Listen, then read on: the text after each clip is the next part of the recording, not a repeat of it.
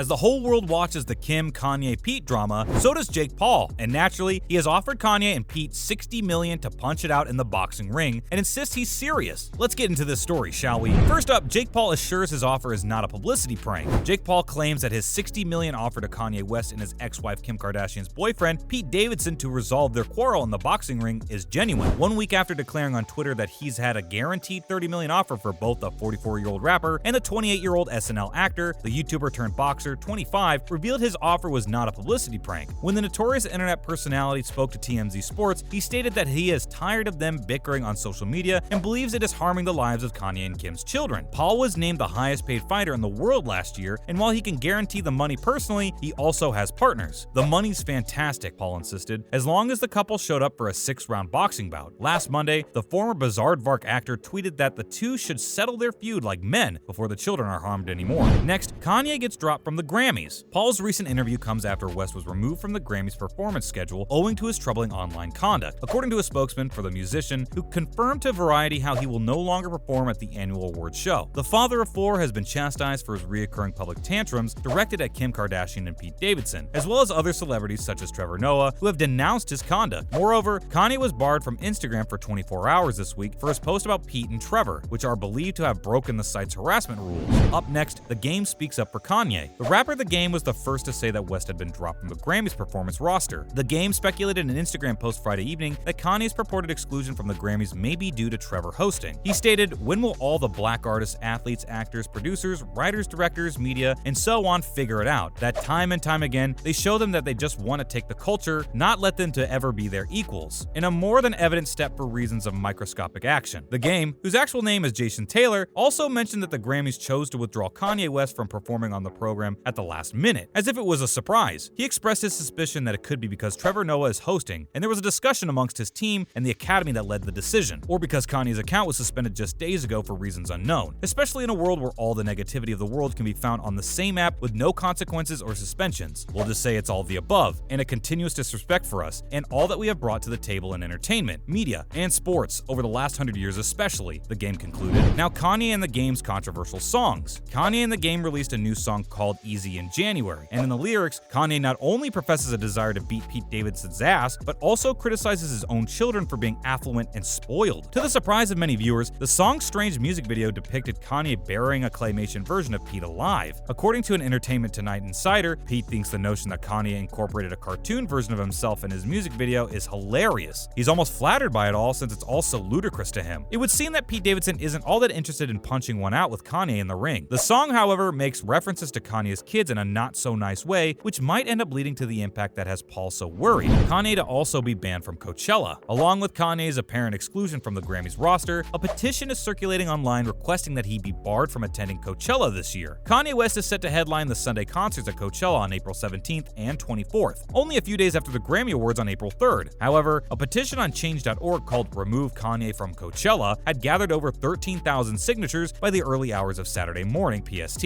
citing his actions toward Kim, Pete, and others. The Game's new comments come after it was reported that Kim thought Kanye's ban from Instagram this week was appropriate, according to a source. The 41-year-old reality star didn't have a dramatic reaction after learning that the 44-year-old rapper, from who she was pronounced legally single earlier this month, had been banned from the social networking site by its parent company Meta. Now, let's talk about how Kim handles the drama well. Kim thought the suspension was reasonable, but her response wasn't overly emotional. She didn't make a big fuss about it, instead joking that she needed a day off. She even mentioned that she and her kids were doing pretty well. It would seem that they don't have much need for Paul's help, at least. However, a source informed people that all of Kanye's postings have been stressful for her. Kim filed for divorce from the Jesus Walks rapper in February 2021 after 7 years of marriage, and he was booted from the picture-sharing app for breaking its harassment guidelines after sending messages to Pete and The Daily Show presenter Trevor Noah. Now, in other boxing news, Richard Riekpork taunts Dayon Juma. During a contentious news conference ahead of Saturday's showdown between the unbeaten cruiserweights, Richard Riekpork mocked British Joe Dayon Juma about his boxing background. Riekpork and fellow Londoner Juma then engaged in an ice brawl on Wembley Way before their clash at Wembley Arena, with one of the 32-year-olds guaranteed to lose their pristine record, live on Sky Sports. Despite having a 14-0 professional record with 7 knockouts, Juma has been unable to create the kind of impression in the pro ranks that Riekpork, 13-0 with 9 knockouts, has in a shorter amount of time. Riekpork said of Juma that he refers to himself as the Ghost, and he has been playing the role of a ghost. Next, Adam Azam aspires to be like Floyd Mayweather Jr. Adam Azam aspires to be unbeaten like Floyd Mayweather Jr., to dazzle like like Prince Nassim and Amir Khan, and to win a world title at a young age like all three. He wants to be the greatest, he wants to amuse, and he believes the two can coexist as he advances on the professional stage. That resumes on Saturday when the 19-year-old takes against Southern Area champion Connor Marsden on the undercard of Richard Riakporhe versus Dayan Juma at Wembley Arena. Azam has a growing reputation as one of Britain's emerging super lightweight contenders, and he enters his fourth professional fight after a third-round knockout win over Jordan Ellison in Manchester last month. And while he understands that aspirations must be adjusted for the time being, he is not hesitant to set high standards for himself.